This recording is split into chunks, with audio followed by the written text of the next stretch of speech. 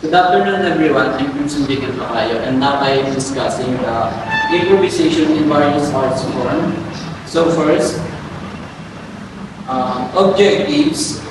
At the end of this chapter, students will be able to first define improvisation in various arts form. Second, describe how improvisation can make an artwork distinctive. And third, understand the major characteristic of art installation. So first, improvisation in various arts forms. The word improvise means to compose, perform, or deliver without previous preparation, or to extemporize, play, recite, and sing on the scores of the moment. Further, improvisation is creating or performing something spontaneously or without preparation, or making something functional from whatever is available. So, pag sinabi natin improvisation or improvise, ibig daw sabihin nito is to compose, perform, or deliver something na hindi pa natin nagagawa or napaghahandaan. Like for example, pag tayo ay kumakanta, nagtutula, or tayo ay nagpe-perform sa theater. And when it comes to improvisation, we are making something functional sa kung ano yung mga, kung ano lamang yung available na materials na pwede natin gamitin para mas mapaganda yung ating performance. So improvisation consists of creating a piece of performance, art, and performing it in front of crowd spontaneously on the spot. Improvisation comes in many forms and can build on several ideas. It includes songs, storytelling, spoken words, theater, poetry, and stand-up comedy. So, pag sinabi natin improvisation daw, it is the process sa pagbuo ng klase ng performance art, which is we are spontaneously executing it in front of our audiences. And ang improvisation daw is meron siyang different forms and pwedeng gamitin sa ilang mga konsepto tulad ng, yun nga, pag tayo kumakanta, sa pag-storytelling, theater, poetry, stand-up comedy. And ang example ng improvisation and music is when we are combining several song genres such as jazz, blues, and rap music to produce new melodies and rhythms. And sa storytelling naman, ang improvisation is when we are creating story on the spot without using a script. And next is sa spoken word naman, we are using freestyle poetry, which involves creating verses on the spot. And same as theater, actors creating scenes, dialogue, and characters in the moment without a script. So next, photorealism. So photorealism is a term that was invented to refer to artists whose work depended largely on photographs. These artists would often project onto the canvas the images which would be replicated with precision and accuracy. The movement began in the same period as conceptual art, pop art, and minimalism. Photorealism expressed a strong interest in realism in art over that of idealism and abstraction. So, pag sinabi naman natin photorealism,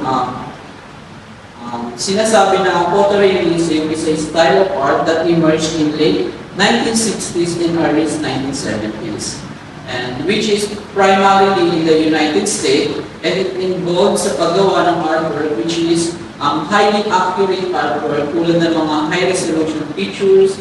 And those artists who work in these techniques is maingat nilang ginagaya yung bawat details, textures, and lighting of the references picture to create paintings or drawings that look exactly like the original photographs. And ang photorealism daw is often use photographs as references for their work, and gumagamit sila ng mga techniques like grid systems or projectors para mas ma-transfer nila yung accurate yung mga images or pictures sa kanilang canvas or paper. And sa photorealism, yung pinaka-goal ng mga artist is to challenge viewers' perception of reality. And this is the example of photorealism. The name of the artwork is Sweeter Than Sugar by Darren Gordman. Then next is installation art. Installation art is a modern movement that is characterized by massive, immersive, and sometimes interactive works of art. Installation artists usually create these pieces of specific locations, enabling them to transform the space into a customized interactive environment. Installation artwork often occupy an entire room or gallery space. Viewers have to go through this space in order to be fully immersed with the art. Some installation art designed simply to be walked around and completed, while others are so fragile that they can only view from the entrance or end of room. So, pag sinabi natin installation art, ito daw ay isang contemporary form of art na kung saan ang artist is bumubuo ng entire environment or immersive experience within a specific space. And kadalasan, ginagawa ng mga artists is pinagsasama-sama nila yung mga materials, object, and elements para mas ma-inspire yung emotion ng kanilang mga viewers. And unlike sa traditional art, na typical lang nilang dinidisplay yung kanilang mga artwork sa mga wall, ang installation art ay binabago at mas pinapaganda nila yung entire space na nasasakupan nito and ginagawa nila itong kakaiba sa mata ng kanilang mga viewers. And sa installation art, may time na pwedeng ma-experience ng mga viewers ang isang artwork through face-to-face and sometimes pwede rin nila itong mahawakan para mas ma-feel nila yung pinaka-meaning ng isang artwork. And meron din namang ibang klase ng installation art na hindi mo na kailangan pumasok sa loob kung saan nakalagay yung pinaka-artwork. You just need to look on it na lang sa pinaka-entrance mo. And next is the three major characteristics of installation art. So now, let's proceed to the three major characteristics of installation art. So first is immersive. A major characteristic of installation art is its ability to physically interact with viewers, although other art mediums have ability to engage individuals. Most do not completely immerse them in the artistic experience. This very characteristic entices the viewer's senses and invites them to experience the art from new and different perspectives. And immersive art offers a heightened level of interactivity and experiential engagement, providing a viewer with a more immersive experience. So, pag sinabi daw natin immersive, isa ito sa major characteristic of installation art na may kakayahan to physically interact with its viewers. Although marami namang klase ng artwork na kaya makipag-engage sa kanilang viewers, but the majority of them do not fully immerse their viewers in the artistic experience. And that is why immersive is unique because it provides their viewers a memorable experience while also providing a new and different perspective. And sa immersive art is nag-o-offer ito ng mataas na level ng interactivity and experiential engagement with their viewers na nagre-resulta ng nakaka-enjoy ng experience para sa kanilang mga viewers. So, ang example ng immersive is immersive Van Gogh exhibit. This is an example of immersive art by Massimiliano Sicardi. So now let's proceed to large-scale artwork. Because installation art is interactive in nature, most works are massive or large in scale. Their size overwhelms the viewers and enables them to become completely immersed in its environment. Installation art is so structured that it allows viewers to sit, stand, or walk through it. This characteristic is not common from the traditional form. So, pag sinabi natin large scale, by the word it means naman, which is large, malaking klase ng artwork. And typically, this kind of art is mas malalaki siya kumpara sa mga traditional art tulad ng mga paintings, sculptures, and ang large scale is usually requires a substantial amount of space when you are installing it. And this form of art is not commonly found sa mga traditional arts because sa laki ng large scale na art is it allows viewers to just sit and stand or walk through it while you are looking at the artwork. So the example of large scale is the weather project. This weather project is made by Olafur Eliasson. And next is the last major characteristic of installation art is the site-specific. Site-specific. Before the artists create their massive installations, they usually plan it with certain sites already in mind. These areas may be rooms in galleries, museums, or other spaces. With all this considered, the nature of installation design and the uniqueness of the area will ensure that viewers will get a different experience characteristic of installation art. The term site-specific refers to a form of art designed specifically for a particular location and that has an interrelationship with the location. So, pag sinabi naman natin site-specific, dito pumapasok kung paano nagpaplano or nag-iisip yung mga installation artists sa kung saan nila ilalagay or i-install yung kanilang mga artwork. And usually, bago pa lang gumawa ng massive installation art, ang mga artists na ito is they usually planning with these certain sites already in their mind.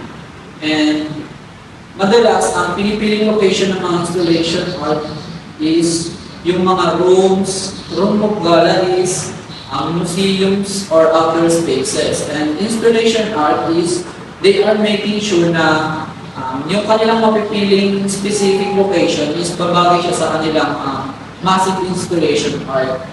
They are also making sure na mabibigyan nila ng magandang experience yung kanilang mga viewers about their artworks. So the example of site-specific is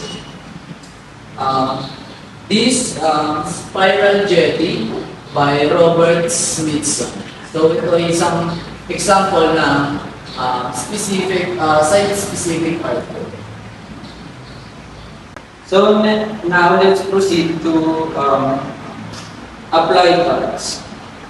So applied arts is any form of art created with a specific practical purpose in mind.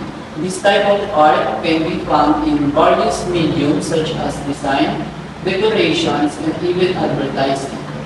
Applied arts is often used for commercial or utilitarian purposes such as product design or architecture. Applied arts can be referred to as both craft or commercial arts.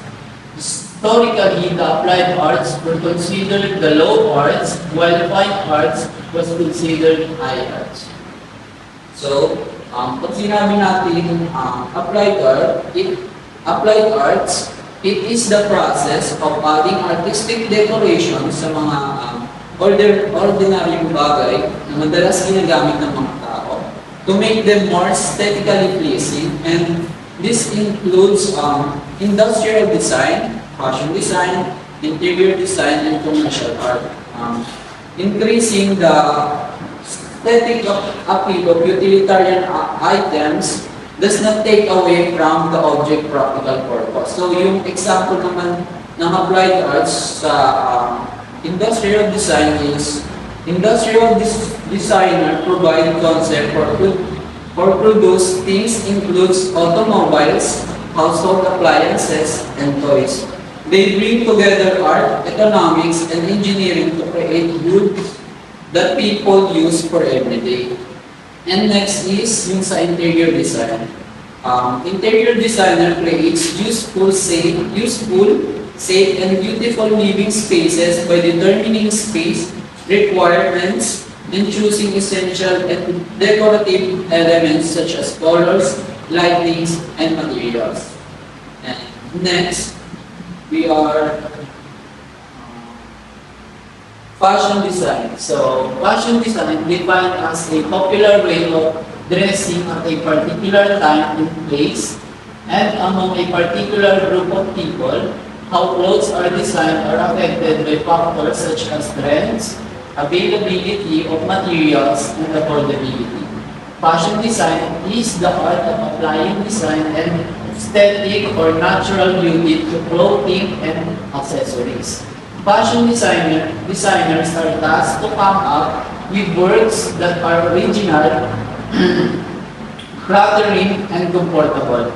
Fashion design is also influenced by culture and social attitude which has varied over time and place. So, pag sinabi natin fashion design, it is the most latest style or trend sa clothing, accessories, footwear, makeup, and general appearance. And which is widely popular and accepted in given time and culture. And hindi lang basta pinapakita ng mga tao sa kanilang outfit, kundi pinapakita rin nila yung kanilang personality through their own fashion. And ang fashion is na-influence daw ito by variety of elements tulad ng cultural, economic, and technological development. And nire-represent nito ang mga goal, desires, and attitude ng isang society. And ang fashion is mabilis magbago kasabay ng pagbabago ng social norms, technological advances, innovation, and world events. And pag sinabi natin fashion, ito is malawak siya and maraming klase ng style. It is divided into several categories tulad ng athletic footwear, ready-to-wear, street style, and nakadepende sa tao kung ano yung mas gusto nila based sa kanilang pamumuhay, interest, and sa kung anong event nila ito gagamitin. So, yung example ng tinatawag natin fashion design is Gamayong Volcano Gum, which is popular naman halos lahat ng Pilipino dito dahil sinuot ito ni Catriona Gray noong 2018 pageant, and yung nag-create na ito is si Mark Aldane, which is mas kilala bilang Mac Velasco Tuma. Next is furniture design. So, furniture design is a specialized field where function and aesthetics are brought together. Interior designers believe that furniture is one of the most important aspects of an interior space. Pieces of furniture not only add function and practicality to a space, but they also add style and personality. A chair, a table, a couch should be more than just functional. They should also be aesthetic and decorative. And so, pag sinabi doon natin furniture design, it is a specialized field na ginagawang i-balance yung functionality ng isang bagay and yung aesthetic na, yung pinaka-aesthetic nito. And most of the interior designers, kinikilala nila na ang furniture ay isa sa pinaka-importanteng aspect sa interior space. And because furniture is not only add function and practicality to a space, but they also add style and personality. Tulad ng chair, table, and couch. They should be they should be more than just functional, they should also be aesthetic and decorative. So, yung example ng furniture design is yung contour rocking chair by Vladimir Kagan. That's all. Thank you for listening.